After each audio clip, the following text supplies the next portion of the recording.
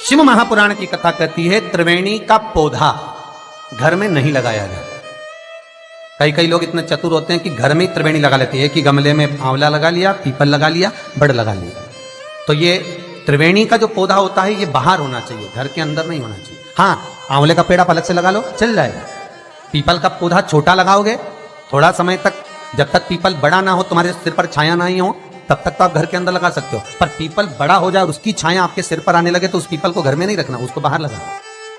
आंवले का पौधा आपको बड़ का पौधा छोटा हो, उसकी छाया ना पड़े, तब तक आप पूजन के लिए लगा लो, मना नहीं है। पर बाद में जब छाया सिर पे आने लगे तो बड़ को भी आपको बाहर लगाना पड़ेगा। केवल आंवले का पौधा ऐसा होता है जो घर के अंदर आप लगा सकते हो। शमी का पौधा घर में लगा सकते हो, पर शमी का पौधा भी जब बड़प्पन में आ जाए, बड़ा हो जाए, तब उसको भी हटाना पड़ेगा।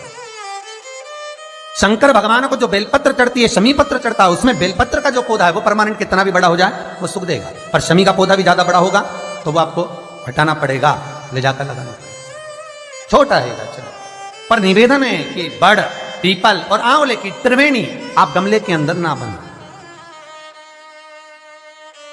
आप गमले के अंदर, कई माताओं की आदत है कि त्रिवेणी कहां पूजने जाएंगे, त्रिवेणी पे कहां दिया लगाने जाएंगे, तो गमले में त्रिवेणी बना लो, बड़ का पौधा भी लगा लो उसी के अंदर, उसी में आंवले का, उसी में पीपल।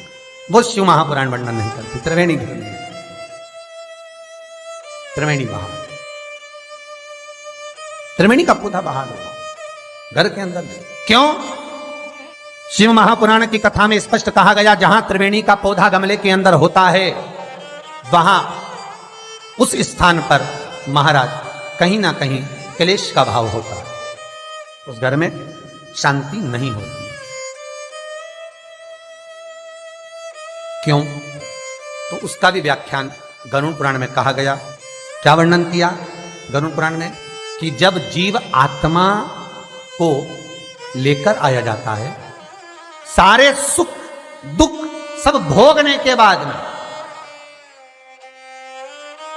कुछ समय के लिए उसको पितृलोक में जब लाया जाता है, तब पितृलोक में आने का जो प्रवेश द्वार है, उस द्वार में जब वो जीवात्मा सारे दुख भोग कर, तकलीफ भोग कर वो जीवात्मा जब प्रवेश करती है तो उसको लगता है कि यहां पर फिर मुझे कहीं तकलीफ का अनुभव होगा, तो वो अंदर प्रवेश नहीं करती है।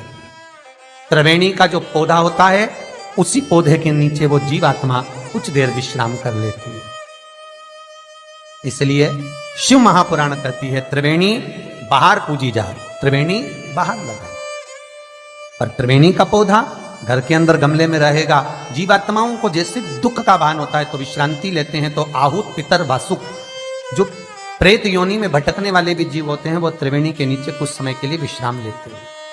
विश्राम महाराज विश्राम। तो शिव महापुराण में और गणेश पुराण के अंदर एक बहुत सुंदर प्रसंग, गणेश पुराण में जैसे दुर्गा का प्रसंग कहा गया है, कल उस प्रसंग को थोड़ा वर्णन करेंगे गणेश पुराण के, कि कौन सी दुर्वा किस चीज के लिए लाभदायक है। तो गणेश पुराण में शमी के जो पत्ते का वर्णन करा गया, तो उसमें स्पष्ट कहा गणेश पुराण में कि यदि एक लोटा पानी, एक कलश जल, उसमें चंदन घोलकर अक्षत के 5 दाने और पीपल के 2 पत्ते उसमें डालकर शमी के पेड़ के ऊपर उस जल को समर्पित कर कर आप अपनी कामना बोलकर जिस कार्य के लिए जाते हैं, वो कार्य मात्र 3 दिन में सफल हो जाता है। मात्र 3 दिन लगे। गणेश पुराण शमी पत्र का, शमी का जो पौधा आपको कहा था, बेलपत्री माता पार्वती के नैनाश्रु से प्रकट हुई, रुद्राक्ष का पौधा शंकर भगवान के नैनाश्रु से प्रकट हुआ, और शमी का जो पौधा है वो उमा और महेश, माता पार्वती का जो एक अवतार हुआ था, उमा अवतार। तो माता पार्वती जो 52 अवतार माता पार्वती के हुए हैं, उसमें एक अवतार माता पार्वती का उमा अवतार है। तो उमा अवतार जब माता पार्वती का हुआ था, तो उसके साथ में शंकर भगवान को महेश्वर अवतार लेना पड़ा था। महेश्वर अवतार भगवान शंकर ने लिया। तो उमा और महेश्वर का जब मिलन हुआ था, उस मिलन के दृष्टिकोण से, उस मिलन की दृष्टि से शमी का पौधा उत्पन्न हुआ।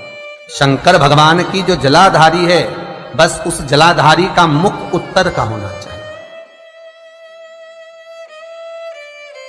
घर में भी अगर शंकर भगवान का शिवलिंग रखते हैं अपन, तो शंकर जी की जो जलाधारी का मुख होता है वो उत्तर का होना चाहिए। उत्तर।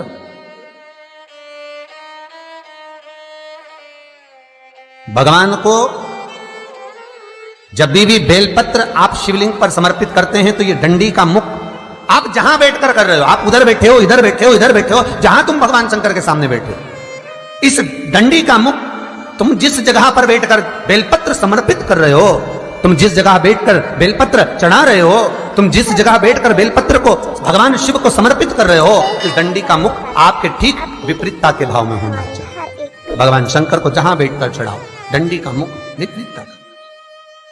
महाराज जब शमी पत्र भगवान शंकर को समर्पित करो तो शमी पत्र की डंडी का भाग आपकी ओर होना चाहिए। बेलपत्र की डंडी विपरीत का भाव और शमी पत्र की डंडी का भाव, शमी पत्र की जो डंडी होती उसका भाग अपनी ओर होना चाहिए। यह बटकेश्वर महादेव कोई साधारण नहीं है महाराज। अदालत में केस चल रहा हो, प्रशासनिक कोई परेशानी आ रही हो, कोई एग्जाम निकल नहीं रहा हो, कोई केस अदालत में चल रहा है, नहीं निपट रहा, बड़ के पेड़ के नीचे शिवलिंग का निर्माण करिए और शिवलिंग का निर्माण कर कर पूजन कर कर घी का घृत का दिया लगाकर दही चढ़ाइए। उस दही को वापिस हाथ से चम्मच में निकाल लीजिए। उस दही को रख लो, शिव जी की पूजन अर्चना कर कर भगवान भोलेनाथ के शिवलिंग का विसर्जन कर आओ। दही जो चम्मच में निकाला है उसको एक रुमाल में लगा लीजिए, चाहे स्वस्तिक बना लो, चाहे छापा लगा लो, बिंदी लगा लो। उस रुमाल को जिस एग्जाम में बैठ रहे हो उसमें जेब में रखकर ले जाइए। अदालत जा रहे हो तो उसको अपनी जेब में रखकर लेकर जाइए। महाराज बटकेश्वर महादेव का पूजन, बटकेश्वर महादेव का स्मरण, बटकेश्वर महादेव की आराधना, बटकेश्वर महादेव का नाम जाप, बटकेश्वर महादेव की अर्चना फल देती। बटकेश्वर